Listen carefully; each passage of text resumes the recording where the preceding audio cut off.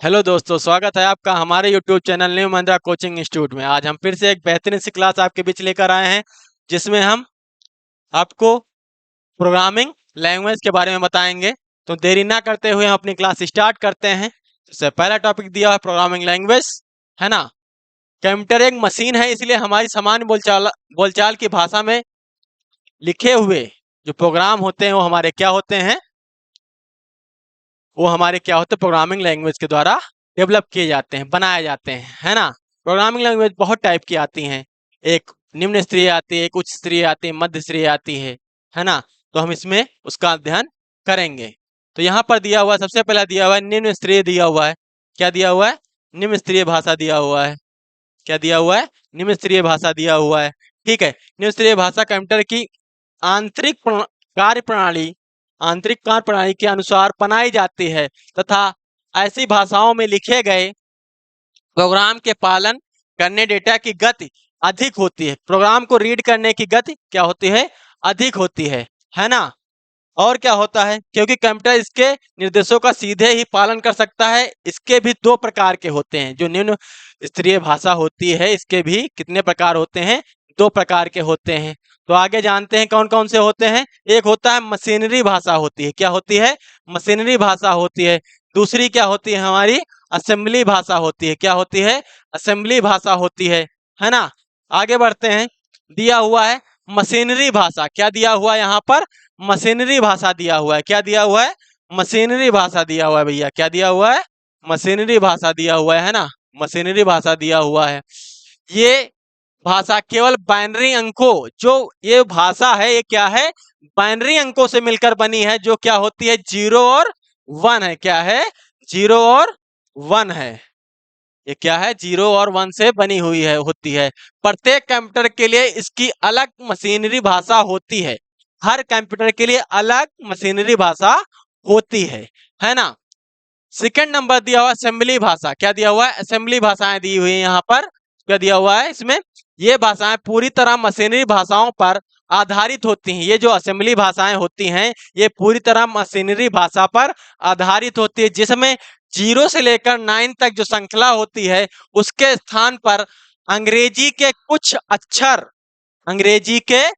अक्षर भी यहाँ पर आते हैं, है ना। उससे कोडिंग की जाती है। अंग्रेजी के कुछ अक्षरों को मिलाकर भी कोडिंग की जाती है, 0 से लेके 1 तक, और अंग्रेजी के कुछ अक्षरों को मिलाकर यहाँ पर कोडिंग की जाती है। आगे बढ़ते हैं। दिया हुआ है सेकंड नंबर दिया हुआ मध्य स्तरीय भाषा। दिया हुआ ये भाषाएं निम्न स्तरीय तथा उच्च स्तरीय भाषाओं के मध्य पुल का निर्माण करते हैं। मतलब एक बेस बनाते हैं, मतलब आने जाने का, है ना। जैसे मध्य स्तरीय भाषा होती है और निम्न स्तरीय भाषा होती है, उच्च स्तरीय भाषा होती है, उसमें बीच में पुल का काम करते हैं, है ना।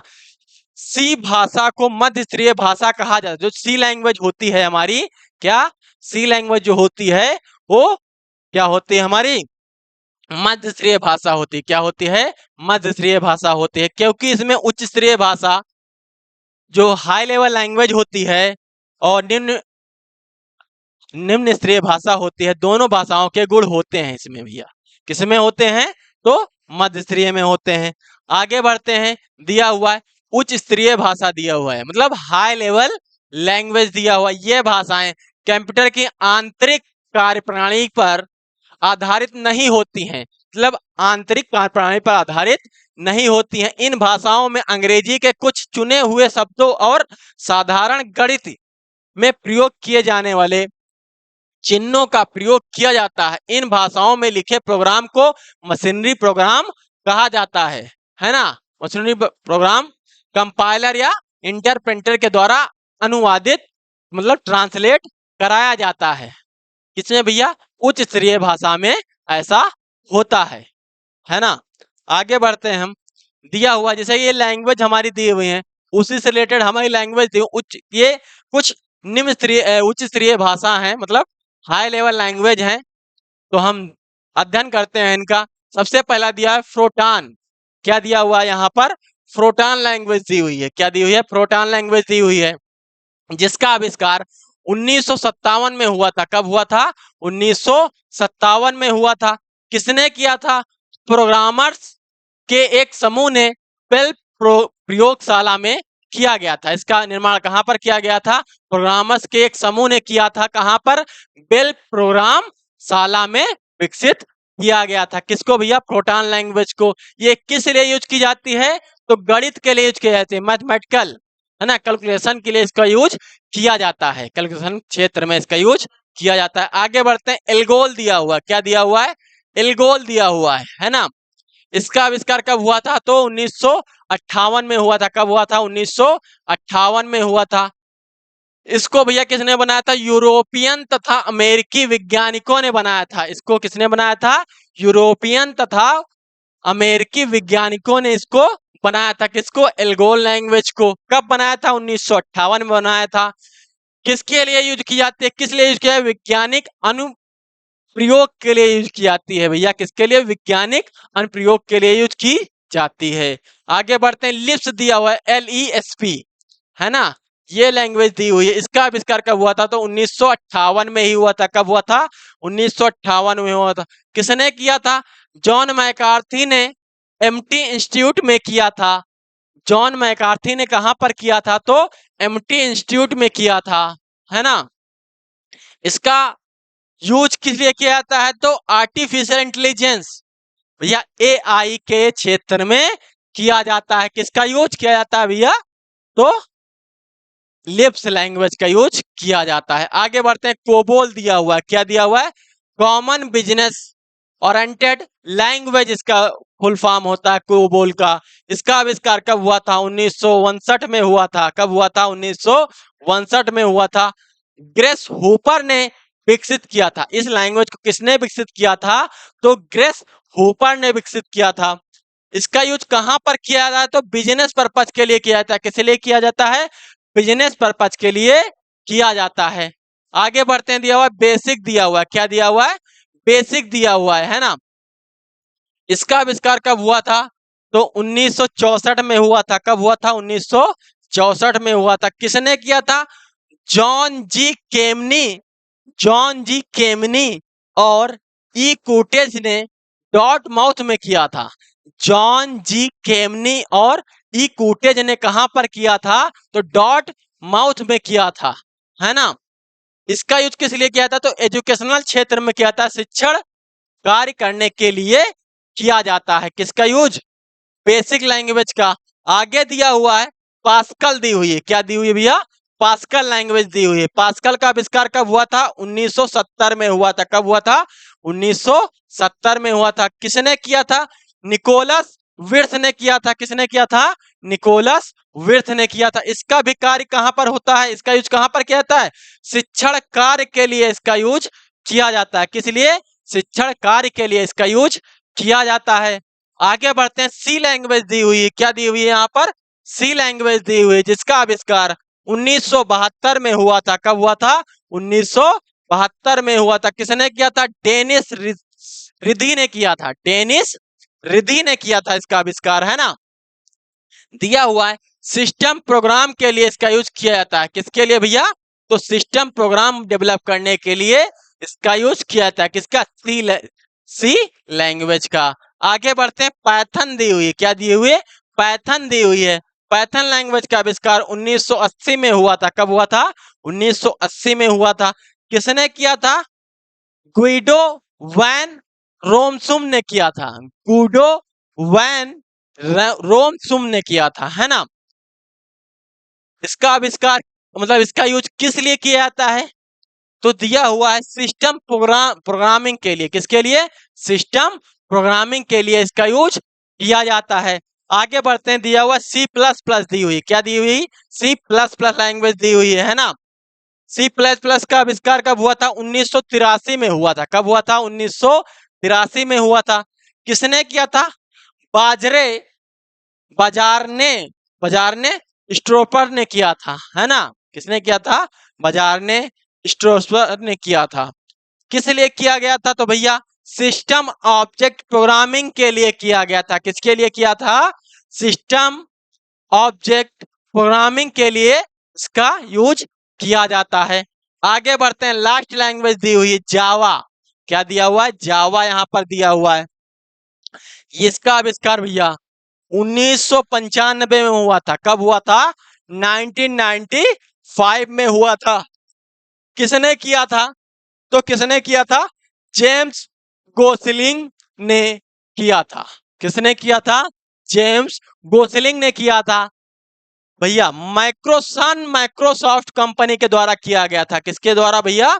सन माइक्रोसॉफ्ट माइक्रो सिस्टम में विकसित किया गया था। किसके? सन माइक्रो सिस्टम में विकसित किया गया था। इसका यूज किस लिए किया जाता है? तो भैया इंटरनेट पर आधारित प्रोग्रामिंग के लिए किया जाता है। किसके लिए? इंटरनेट पर आधारित प्रोग्रामिंग के लिए इसका यूज किया जाता है। ये तो हो गई हमारी कुछ उच्च स्तरीय भाषा हो गई, हाई लेवल लैंग्वेज हो गई, उनके बारे में हमने बताया यहाँ पर, है ना। आगे देखते हैं कंपाइलर। ये भैया कंपाइलर क्या होता है?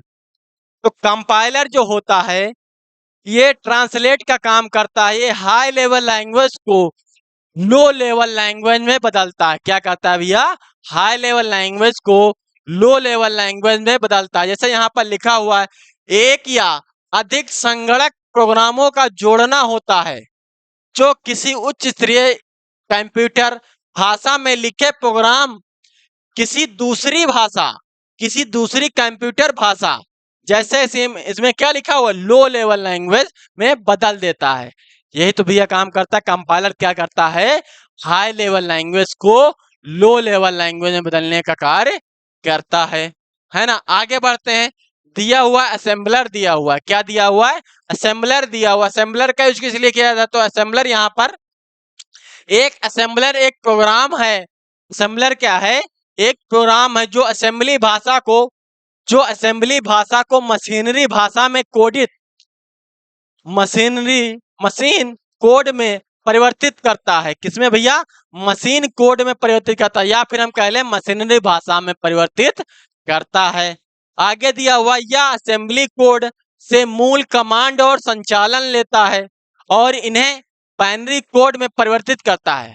पहले क्या करता है? लो लेवल लैंग्वेज के मशीनरी भाषा में परिवर्तित करता है, उसके बाद क्या करता है?